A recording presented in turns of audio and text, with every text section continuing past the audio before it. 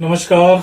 हिमदर्शन TV Shimla के लिए मैं हूं विजेंद्र दत्त गौतम और आज हम चुनावी चर्चा को आगे बढ़ाएंगे। चुनावी चर्चा को आगे बढ़ाने के लिए हमारे साथ आज हैं पार्षद श्री इंद्रजीत सिंह जी, जो पिछले तकरीबन 10 साल से पार्षद रहे हैं मिडल बाजार के। इंद्रजीत सिंह जी की अगर उपलब्धियों की बात करें तो बड़ी लंबी चौड़ी फहरिस्त है। ये 33 सालों से राजनीति और समाज सेवा के क्षेत्र में सक्रिय हैं। आज अगर देखें तो आज प्रदेश व्यापार मंडल में उप प्रधान के तौर पर कार्य कर रहे हैं और प्रदेश कांग्रेस में सचिव का कार्यभार भी देख रहे हैं। इंद्रजीत सिंह जी की नियुक्ति अभी भारत जोड़ो आंदोलन में भी हुई है। ये राजस्थान प्रभारी उसमें नियुक्त किए गए हैं, राजस्थान का प्रभार भी देख रहे हैं। प्रदेश व्यापार मंडल में 2009 से 2013 तक महासचिव के तौर पर कार्य किया है। वर्ष 2013 से 2021 तक ये प्रधान भी रहे हैं। इंद्रजीत सिंह जी मूलतः जो है छोटे परिवार से आते हैं। कोरोना काल में इनका ग्राफ आज हर कोई जानता है। कोरोना काल में जो इन्होंने समाज सेवा की है, जो कार्य इन्होंने कोरोना से प्रभावित हुए लोगों के लिए किए हैं, वो आज हर कोई जानता है। प्रशासन ने बड़ा सहयोग दिया है, ऐसा इनका मानना है कोरोना काल में। और कोरोना काल में सेवाएं देते देते खुद भी संक्रमित हो गए थे। सबसे बड़ी बात यह है कि इनके पिताजी भी कोरोना से ग्रसित हुए और उनकी एकस्मात मृत्यु भी इसी कारण से हो गई थी। तो इंद्रजीत सिंह जी, आपका स्वागत है हमारे हिमदर्शन चैनल पे। नमस्कार विजेंद्र जी, धन्यवाद आपका बहुत बहुत। आज हम चुनावी चर्चा को आगे बढ़ाएंगे। सबसे पहला प्रश्न हमारा यही है कि अभी प्रदेश कांग्रेस ने टिकट आवंटन को लेकर के घोषणा कर दी है और आपका नाम भी चुनावी चेहरे के तौर पर सामने आ रहा है कि शिमला शहरी से आप अपना कांग्रेस पार्टी में अप्लाई कर रहे हैं टिकट के लिए। तो क्या कहेंगे आप? जी देखिए, आवेदन कोई भी कर सकता है और कांग्रेस ने एक बड़ी अच्छी बात की है कि उन्होंने सबको आवेदन करने का मौका दिया है। उसके बाद जितने भी आवेदन आएंगे तो पार्टी हाईकमान डिसाइड करेगा उनके मेरिट्स देख के कि उन्होंने क्या क्या काम किए हैं और कौन सा ऐसा चेहरा है जो शहर से जीत सकता है। बीइंग अ लोकल, आज से पहले हमने शिमला में ये देखा है कि किसी भी सराउंडिंग अगर किसी और गांव से या किसी और एरिया से कोई कॉन्स्टिट्यूएंसी रिजर्व हुई है तो वो लोगों ने शिमला में ट्राई किया। शिमला के लोगों की, स्थानीय लोगों की जो मांग है वो चाहते हैं कि शहर से कोई कैंडिडेट होना चाहिए। तो मुझे लगता है कि अगर मुझे पार्टी सेवा का मौका देती है तो मैं जरूर उनकी जो अपेक्षाओं में खरा उतरूंगा। चलिए, बड़ी अच्छी बात है। इंद्रजीत सिंह जी पूरे जोर शोर के साथ में विधानसभा चुनाव में उतरने की तैयारी कर रहे हैं। अगले प्रश्न की ओर बढ़ते हैं। नगर निगम चुनाव में आप एक लंबे समय से विराजमान हैं। आप इस बार भी नगर निगम चुनाव लड़ेंगे, तो ऐसा चर्चाओं में है। नगर निगम चुनाव जो है अभी न्यायिक प्रक्रिया के अधीन है, कोर्ट में मामला विचाराधीन है, अभी फैसला नहीं हुआ है कि कब चुनाव होंगे। आपका क्या कहना है?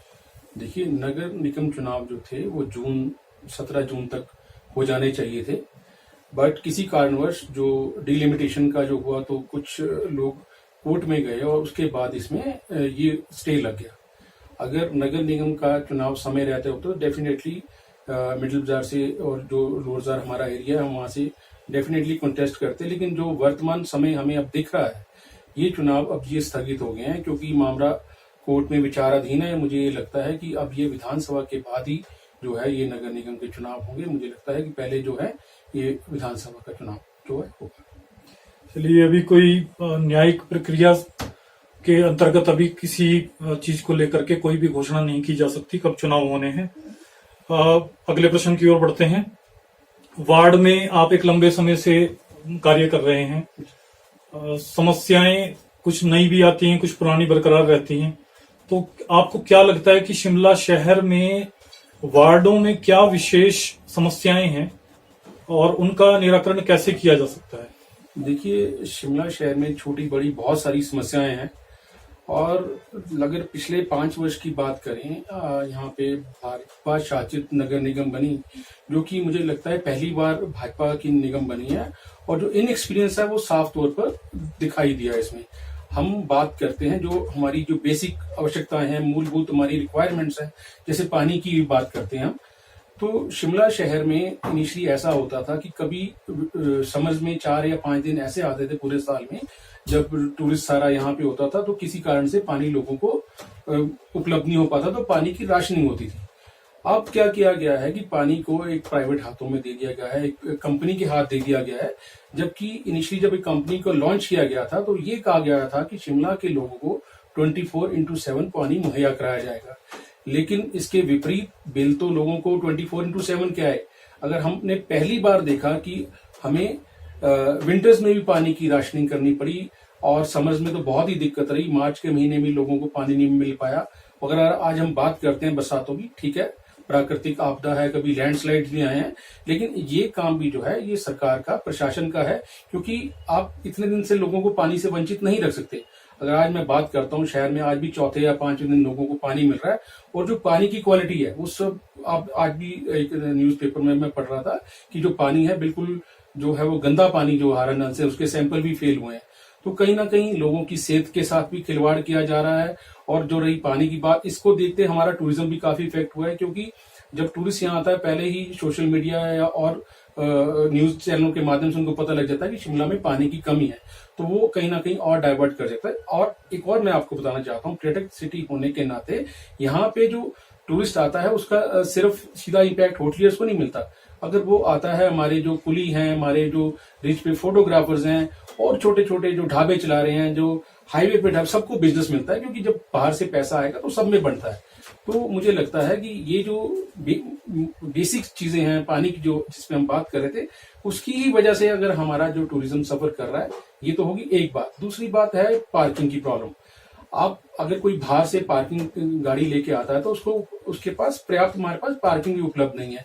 जबकि स्मार्ट सिटी में हमारे पास करोड़ों रुपए का जो फंड आया, और जिसका मैं कहता हूं इस बार जितना दुरुपयोग स्मार्ट सिटी के पैसे का हुआ है, अगर किसी का अच्छा विजन होता, कोई विजनरी हमारे यहाँ पे हमारे नेता होते, तो ये जो पहली जो चीज थी, हमें अपनी पार्किंग की समस्याओं को दूर करना चाहिए था, पानी की समस्याओं को दूर करना चाहिए था, और सबसे जो इम्पोर्टेंट है हेल्थ।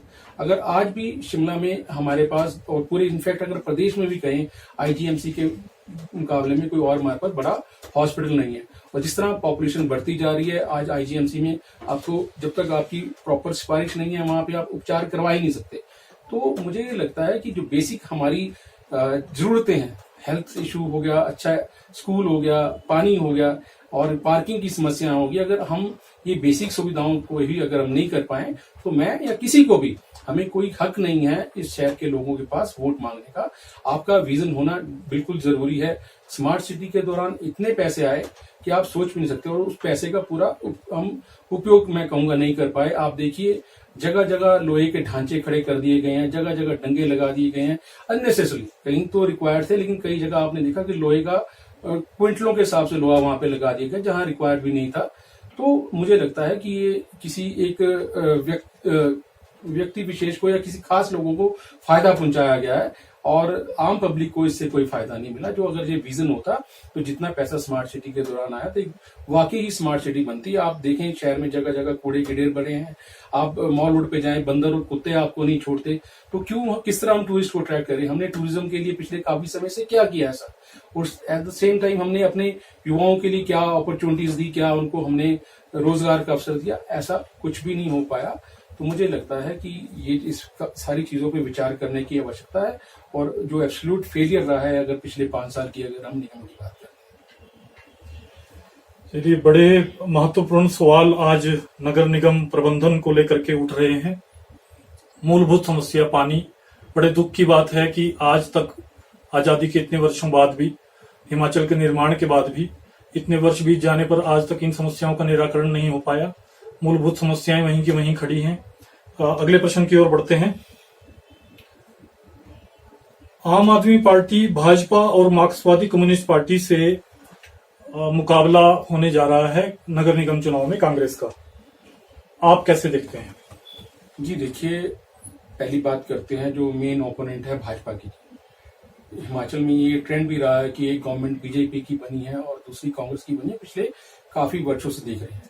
लेकिन इस बार अगर हम बात करें, लोग बहुत नाराज हैं। अगर आप देखते हैं, बागवान सड़कों पे है, किसान सड़कों पे है, और अबव ऑल सारे एम्प्लॉयज जो हैं वो नाराज हैं। तो मुझे लगता है कि ये जो परिवर्तन है निश्चित है, लोगों का जो झुकाव है कांग्रेस की तरफ है।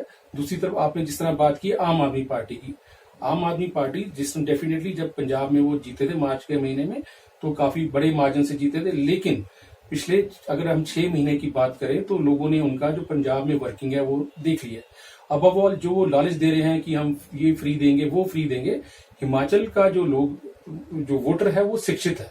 हमें हिमाचल के लोगों से हम भी इंटरेक्ट करते हैं, हम भी ग्राउंड में रहते हैं, तो उनको कोई चीज मुफ्त नहीं चाहिए। वो सिर्फ हम चाहते हैं हमें हमारे लोगों को अवसर दिए जाएं, वो काम करना चाहते हैं और हर चीज को पे करना चाहते हैं। और मैं बताना चाहूंगा, मैं व्यापारी वर्ग से ताल्लुक रखता हूँ और लोगों ने मतलब कि व्यापार की भी बात करता हूँ जीएसटी के रूप में, किस तरह जो टैक्स पेयर्स हैं वो खुशी से अपना टैक्स दे रहे हैं, वो सिर्फ अपने एरिया की हम सब जो है वो गवर्नमेंट चाहते हैं। आम आदमी का आपने देखा कि केंद्र के हेल्थ मिनिस्टर भी और पंजाब के हेल्थ मिनिस्टर भी दिल्ली के भी जो इनके दिल्ली के भी हैं और दोनों के ऊपर आरोप हैं और दोनों पिछले दिनों चर्चाओं में रहे।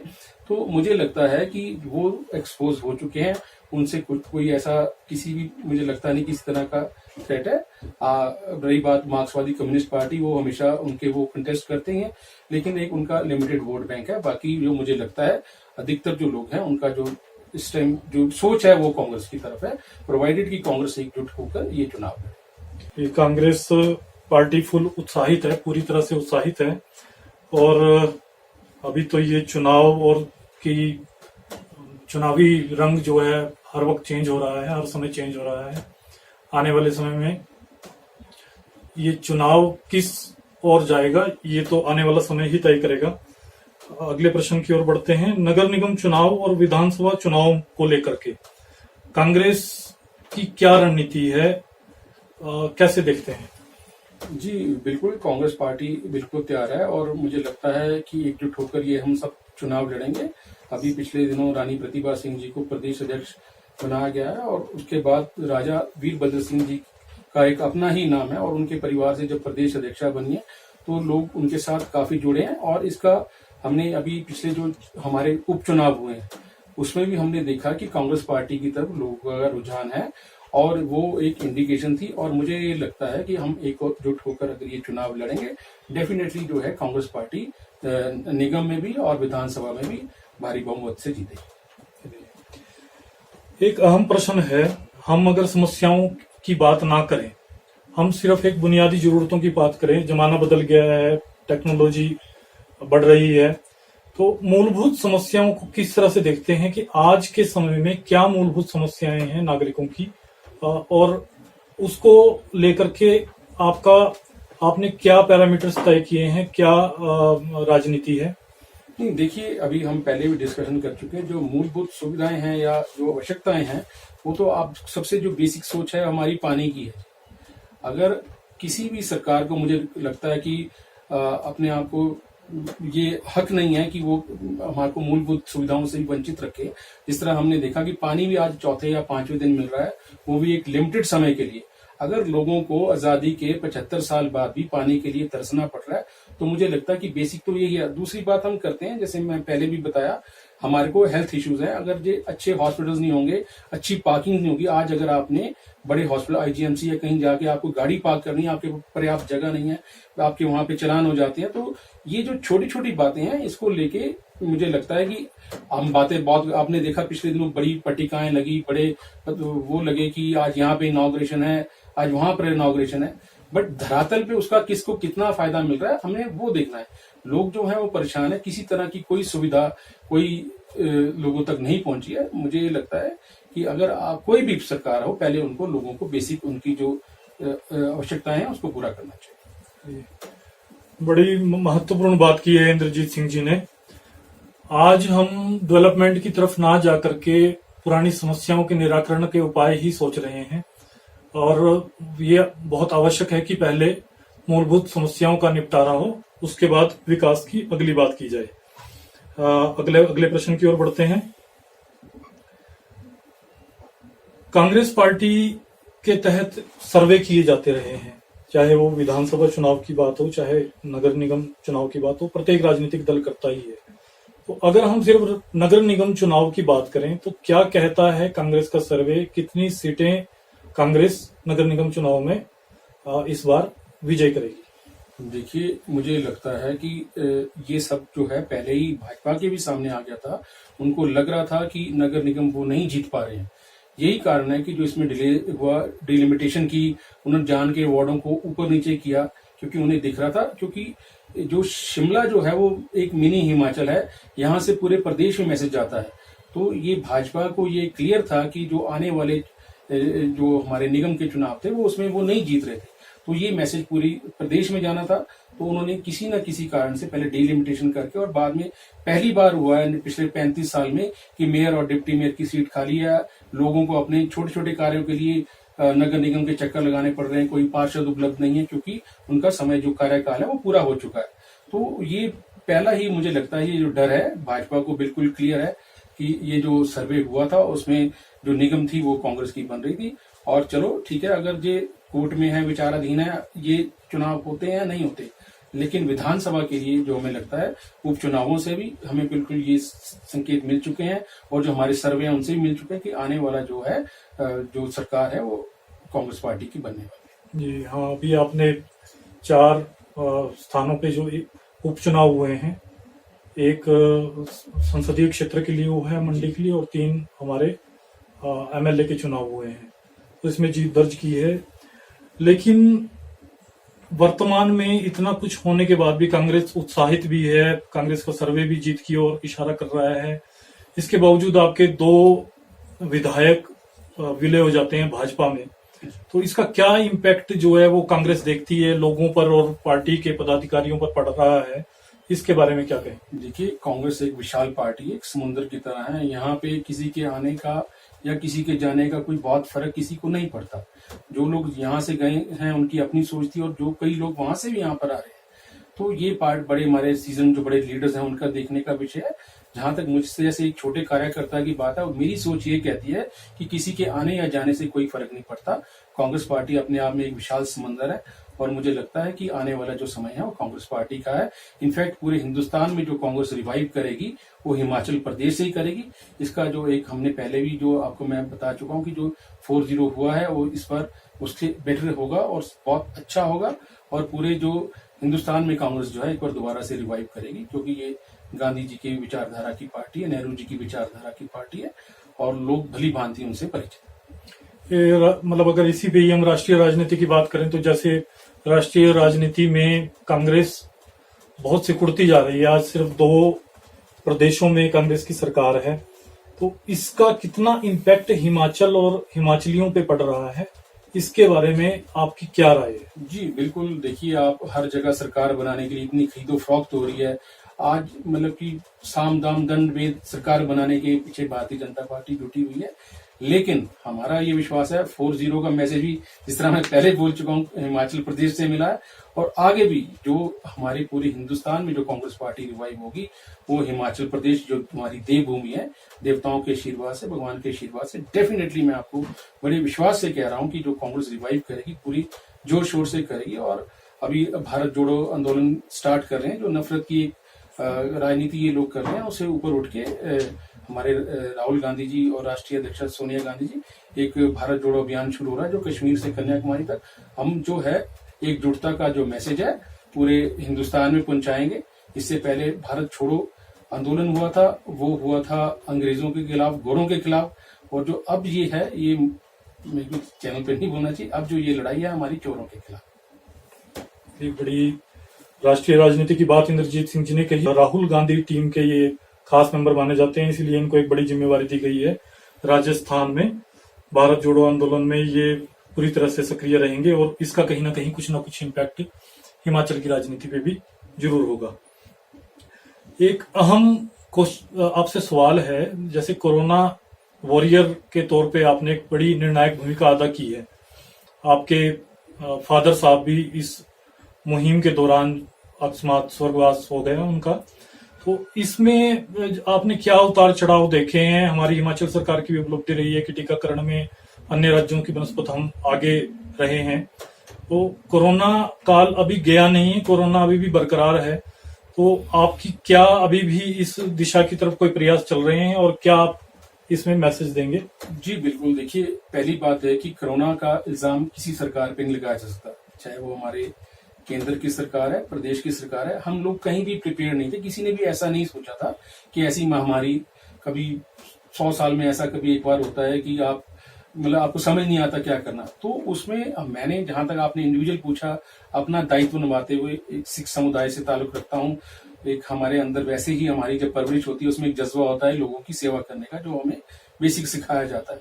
तो उसको मद्देनजर रखते हुए जब कोरोना काल बिल्कुल यहाँ पे सबसे ज्यादा जब लोग घरों में बैठे थे, तो उस टाइम भी हम घर पे नहीं बैठे। हमारे जो बच्चे थे वो नेबरिंग स्टेट्स में फंसे थे, कुछ कहीं बाहर थे, और कुछ बाहर के बच्चे जो जिस वार्ड से मैं पर्टिकुलर मिडिल बाजार से, हमारे पास उत्तराखंड की बहुत सारी लेबर है। मैंने पहला काम उस दौरान ये किया कि जो हमारे यहाँ के लेबर थे उनको मैंने वापस वहां पे भेजा, जिनकी जिस तरह से भी मदद हुई। मैंने उस तत्कालीन जो हमारे शिमला के डीसी से अमित कश्यप जी, उन्होंने बिल्कुल सामने आके एक योजनाबद्ध तरीके से हमें हमारी सबकी हेल्प की और हमने उन लोगों को यहाँ से वापस भेजा। और इसी तरह जो बच्चे हमारे दूसरी स्टेट्स में फंसे हुए थे उनको हमने बिल्कुल यहाँ पे वापस लेके आए। और जो भी बन पाया, जहाँ सिंह सभा, सूद सभा, ऐसी सारी सभाओं ने भी पूरा हेल्प की, चाहे अगर कहीं खाने की बात थी, कहीं दवाइयों की बात थी। और हमें भी कह सकते हैं कि हमने भी घर घर जाके मैंने किया, और मैं खुद संक्रमित हो गया। जिस तरह आपने बताया कि मेरे फादर किडनी पेशेंट थे, मुझे उनके डायलिसिस मैं खुद करता था। मुझे ये कहा गया था कि मुझे घर से बाहर नहीं निकलना, अगर निकलना है तो मैं उनके पास नहीं आ सकता। लेकिन मेरा कह सकते हैं कि इम्यून सिस्टम स्ट्रांग था, और मुझे जब कोरोना हो भी गया तो मुझे पता नहीं लगा। मैं उनके डायलिसिस करता रहा, लेकिन उनमें से उनको कोरोना हुआ और वो इस दुनिया में नहीं रहे। पर चलो, मैं अपना बेस्ट कर पाया, हमने किया। रही बात अभी भी कोरोना के लिए, देखिए हम सबको मिलकर लड़ना है।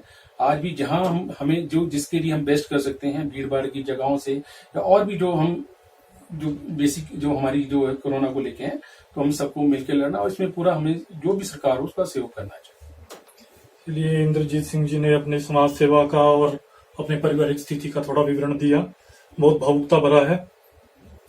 एक अंतिम प्रश्न आपसे लेंगे। एक आज चुनावी साल है, चुनाव होने वाले हैं, अगले 2-3 महीने में चुनावों की घोषणा हो जाएगी। तो आप, कांग्रेस पार्टी का मानना है, भाजपा का भी मानना है और आम आदमी पार्टी का भी मानना है, प्रदेश में उनकी सरकारें बनेंगी। वो लोग जो है, मतलब हर राजनीतिक दल यही बोलता है कि आज हम वर्चस्व स्थापित कर लेंगे। लेकिन एक सवाल आता है, एक मैसेज आता है, आप क्या पब्लिक को, सामान्य लोगों को क्या मैसेज देना चाहेंगे कि वो अगर आपको ही वोट करे, कांग्रेस पार्टी को वोट करे, तो वो क्यों करे? देखिए, सबसे इम्पोर्टेंट है कि हमें राजनीति से ऊपर उठ के पहले तो ये देखना चाहिए कि कौन सा कैंडिडेट कहाँ है। देखिए, पूरे प्रदेश की बात करनी मेरे लिए बहुत बड़ी बात हो जाएगी। मैं एक छोटा सा कार्यकर्ता हूँ कांग्रेस पार्टी का। लेकिन अगर हम शिमला की बात करते हैं तो मेरा ये सोच है कि रादर देन पार्टी या किसी और देखते हुए हमें कैंडिडेट को देखना चाहिए। अभी जिस तरह पहले भी मैं आपसे कह चुका हूँ कि जैसे रोडू कॉन्स्टिट्यूंसी रिजर्व हुई तो वहां के लोगों ने शिमला से आगे ट्राई किया, लेकिन उनका जो सॉफ्ट कॉर्नर रहा वो रोडू के लिए रहा। ऐसे ही जुबल कोटखाई से लोगों को अगर टिकट नहीं मिली, उन्होंने यहाँ से कंटेस्ट किया। ऐसे ही हमने पिछले देखा है कि ठोक के भी लोग भी यहाँ से। मेरा ये मानना है और अधिकतर लोगों का कि चाहे कोई भी पार्टी, जो कैंडिडेट हो वो लोकल हो, ताकि वो लोकल समस्याओं को समझ सके और उसको विधानसभा में रखे, ना कि वो अपने लोगों को ब्लाइज करने के लिए उनकी ट्रांसफरों में बिजी रहे या उनको कोई और करने के लिए। रही बात मेरी, शिमला शहर में मुझे सब कुछ दिया। मैंने अपना जो करियर है as a hawker, as a street vendor start किया था अपनी ग्रेजुएशन 1993 में करने के बाद। सड़क पे काम किया। इस शहर ने मेरे मान सम्मान में कोई कमी नहीं रखी।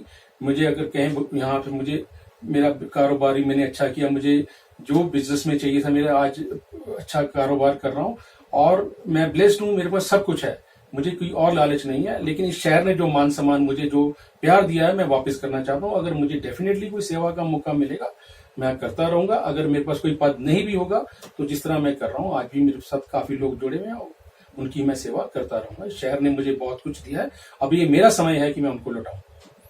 ये बड़ी अच्छी बात कही है और बड़े अच्छे विचार हैं। ये हैं इंद्रजीत सिंह जी, पार्षद हैं कांग्रेस से लोअर बाजार के, और समाज सेवा के क्षेत्र में इनका आज अच्छा नाम है। और प्रदेश राज्य प्रशासन की बात करें तो इनकी प्रतिभा का लोहा वो भी मानते हैं। इंद्रजीत सिंह जी के साथ चर्चाओं का यह सिलसिला हमारा आगे भी जारी रहेगा। इसी के साथ हम आज चुनावी चर्चा को विराम देते हैं। इंद्रजीत सिंह जी, आपका बहुत बहुत धन्यवाद। बहुत बहुत धन्यवाद आपका भी और आपके चैनल के दर्शकों का। धन्यवाद।